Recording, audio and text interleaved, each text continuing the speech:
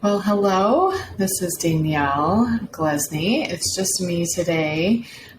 So I just have a question for us. And if you would like to submit a question for an episode, go to Imago Nutrition, IMAGO nutrition.com to submit us a question that we can use for a podcast episode. So the question we have today is, how can I manage my weight without changing the foods that I eat? So very interesting question. I think, first of all, it is hard to change the foods that we eat. So we're not going to talk about whether or not we should change the foods that we eat. So we've talked about that probably plenty of times. And we will probably continue to talk about that, which are, nutrient dense foods and how they can make you feel. But this is going to just be an episode that's a little different on not changing foods. But the topic to address this question is mindful eating. So I thoroughly believe, I've definitely witnessed it, that you can manage your weight without changing the foods that you eat. We eat for nutrition. So we eat an apple because it's good for us, but we also might eat an apple because we enjoy the taste. So we do need a balance on that. So we can't eat things that we don't like or that don't taste good. So how can we manage our weight and our health without having to change, our foods? So the topic, like you said, is mindful eating. I found a really nice definition for that. The definition is the art of presence while eating. So I think you can have the goal of being present in lots of areas in our life. And I think what happens in our culture is we've lost the art of being present while we're eating. We are often eating in the car. We are often eating while we're working. We might be in front of a screen like the TV or our phones, tablets, whatever that might be. So paying attention to our food on purpose, moment by moment, without judgment. So I think that's a really nice definition as well. Paying attention to our food on purpose, moment by moment, without judgment. So this is just being really conscious and aware of how food is making your body feel, and kind of getting back to almost like we were when we were a baby. Babies don't overeat. They are really good at listening to their body, knowing when they're feeling satisfied, and stopping. And there's a balance of eating because they like it and eating because it's what's provided for them.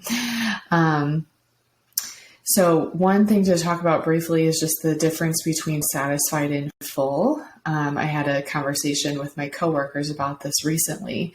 And it's funny, it's just a word, two different words. And to some people it means one thing and to others it means another thing. So that's why it's important to kind of figure out what that means. So satisfied to me is stopping when you're no longer hungry. So stopping when you're no longer hungry means you need to slow down, right? That everyone probably knows that it takes about 15 minutes for your brain to recognize when you're full. So if we're eating really quickly, we're going to accidentally overeat.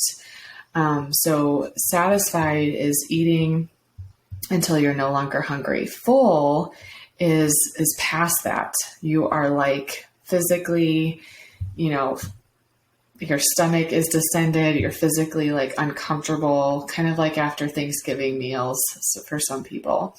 So that might be like you really, really enjoy the taste of the meal.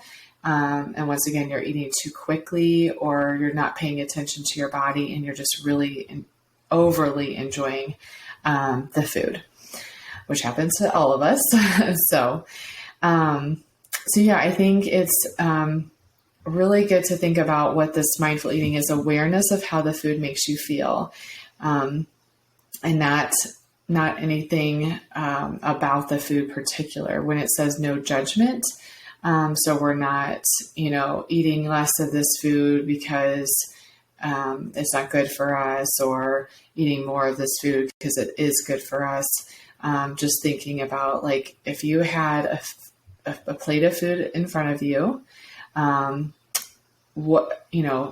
much do you need? That would be kind of like figuring out the calories within the food without knowing and not caring. Does that make sense?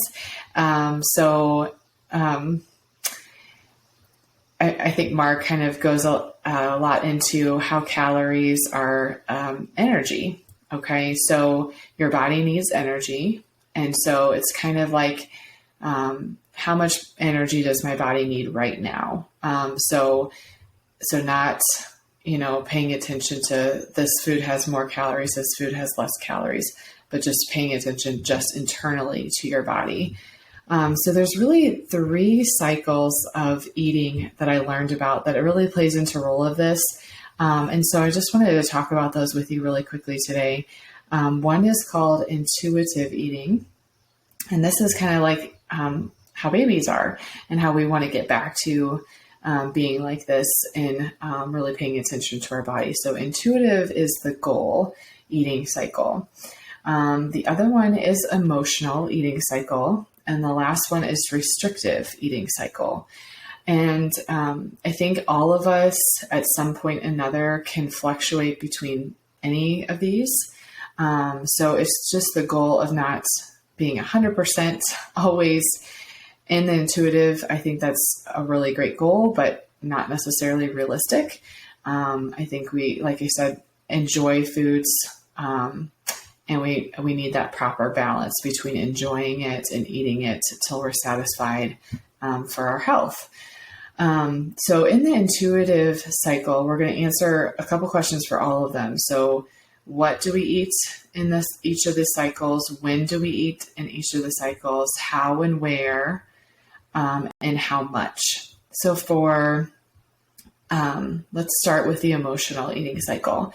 So for the emotional eating cycle, what we eat typically is like comfort food or what sounds good. So what sounds good for dinner?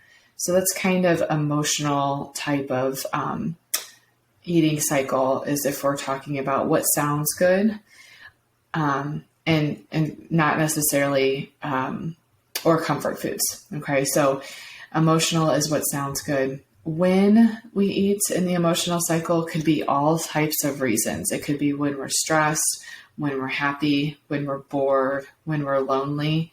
Notice I didn't say when we're hungry. So emotional eating is kind of those other times when we're celebrating something, or we're bored or stressed or lonely. How or where we eat.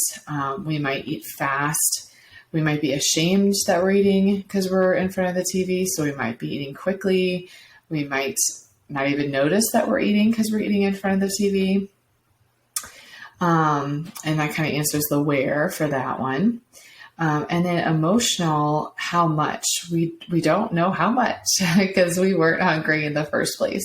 So that's the biggest one with the emotional eating cycle. If you are eating and you're like, wow, I don't really know when to stop because it tastes good and I wasn't hungry to start with. So that's something to think about, is really, really key for the emotional cycle, is we don't eat because we're hungry. We eat for other reasons, and then we don't know when to stop. For the restrictive cycle, what we eat is what we're supposed to eat. So this is kind of like the dieting mentality of we do all this research on what kind of diets are best for us, and then we eat based on those rules. So that's what for the restrictive. And then when for the restrictive is when we are supposed to. We're supposed to eat 3 meals a day, not after 8 p.m. Or if you're on like intermittent fasting, it's maybe later in the day or earlier in the day, depending on when your eating time frame is. So restrictive when you eat is based on those rules. How and where. that's varying as well. You might eat slowly because you're trying to pay attention, and you have less calories, or whatever that might be. And then where as well could vary. Restrictive and how much is again by rules, based on your height and weight and age and gender. We need this many calories, so this is how much food you need. So you're measuring and calculating and reading labels and all of those types of things. So that's the restrictive. So I want to pause a little bit there. So the restricting dieting eating cycle, I don't want you to think of that as bad. And nor with the emotional one. Okay. So we're not judging these eating cycles. The restrictive eating cycle can be beneficial to kind of go back to school, learn what your body needs. And then once we get off of that, we can be on the intuitive eating cycle, which I'll talk about next, and maintain the weight. Okay. So restrictive eating cycle is not where we should live or stay for a long period of time, but it's a good learning behavior, going to school, learning how much, learning new portions. I mean, when you're exposed to all these big portions all the time, you don't know what a portion is anymore. So we do have to learn things like that, learn how to read labels, learn how to measure, learn how to track. So the restrictive eating cycle is not bad. It's just not where we want to stay if you're going to do mindful eating habits, which I highly recommend. And so the intuitive eating cycle, the what? So the intuitive eating cycle is eating whatever is available. It could be good foods, some people say, or it could be bad foods. I hate those words. I think everyone needs all foods, as much variety as possible. So intuitive what is whatever. So thinking about that baby again, it's whatever the baby is provided. So when the intuitive eating cycle, when you have physical signs of hunger, so, like you're feeling a growling in your stomach, sometimes people have a little lightheaded, or, we don't want to wait until we're overly hungry. The intuitive, think about a baby. You can't let them cry and scream for a long period of time. They will tell you quite quickly if they are experiencing those physical signs of hunger. So they don't wait too long. So neither should you. So listening to those first hunger cues, get that meal ready and eat. And then how and where. So for the intuitive eating cycle, how would be slowly. Okay. If you're a little bit more hungry, it might be a little more fast. But once again, try not to wait until you're too hungry. And then where would be somewhere you can focus. So not in front of the TV, preferably at a table, and with company, with family or friends. So you're kind of enjoying not just the food, but your environment as well. And then with the with the intuitive, how much? Okay, that's until we're satisfied. So not until we're full, but until we're no longer hungry. So those are the three eating cycles that I found very helpful. So I hope you do as well, just to think about, am I hungry right now? That's a really good question to ask yourself when you feel like you're maybe snacking at times that you don't necessarily need to, like before bed. Typically people are snacking before bed because they're really tired and they're not hungry. So one nice question is, am I hungry enough to eat my least favorite food? So if you're hungry enough to eat your least favorite food, that is physical hunger. And if you're not hungry enough to eat your least favorite food, that's mind hunger. So that's once again more of the, I want this food. I want the taste of this food. This food sounds good. So that's more into the emotional type of eating cycle. So the other thing we wanted to talk about is some lessons for my kids. I know I am trying to practice this mindful eating habit all the time for myself. I find that I'm most mindful about my eating when I have good company, when I have good conversation at the table, and when I'm distracted, like with stress or projects or work or bad behavior at the table, with my kids, I'm less mindful about what's going on my plate and in my body. So I feel like I'm most mindful when I have company and good conversation, and to know that about yourself as well, to find that out. But one of the fun things, I was watching my kids today and how they practice mindful eating. So one was they cut and break things into small bites. So they like to break up their food. It might be a little bit of playing, but I do allow that just because you're taking smaller bites. That's a really important thing about mindful eating, is taking small bites and slowing down, because we don't want to accidentally just eat too quickly. When my kids are given something like a dessert or something they really, really love, I don't know, I can't remember off the top of my head the last food that they did this, but some food that they really like, mac and cheese or a dessert or something like that. They actually seem to like compete to each other of who can take the longest. Like one will ask, "Did you take another bite?" So not that we need to have competitions, but I think there's actually apps on your phone that can like tell you when to pick up the fork and when to put it down. That's another thing of just putting your fork down more often and chewing longer to help you slow down. But I think that's really funny observation I've seen in my kids. And then another one that happened today was they requested a small spoon so I can savor it, is what they said. So I personally, I don't know if it's just because I have small hands or I just prefer smaller utensils. So I request that a lot, and they've heard me say that. I guess we repeat your parents, but thought it was cute to share. And the last thing that they did is they paused for their secret handshake. It was so cute.